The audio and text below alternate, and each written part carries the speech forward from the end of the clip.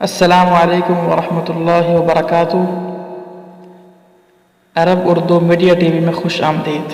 ناظرین، 8 فروری 2021 وزارت داخلیہ سعودی عرب کی طرف سے بیان جاری ہوا ہے کہ جو شخص کرونا وائرس کے متعلق سوشل میڈیا کے ذریعے غلط افواہیں پھیلائے یا غلط معلومات نشر کرے، خوف و ہراس پھیلانے کے لیے یا احتیاطی تدابیر کی مخالفت پر ابھارنے کے لیے، تو اسے 1 لاکھ سے لے کر 10 لاکھ ریال تک جرمانہ ہوگا اور 1 سال سے لے کر 10 سال تک قید ہوگی۔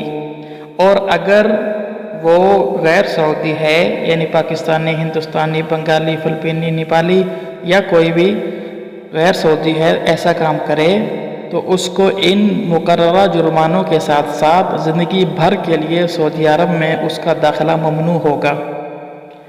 تو دوستو، یہ تھی اہم خبر جو ہم نے آپ کے ساتھ شیئر کی۔ اگر آپ کو ہمارا یہ چینل، ہماری ویڈیوز اچھی لگتی ہیں تو پلیز اس چینل کو سبسکرائب کریں۔ جزاکم اللہ خیرہ۔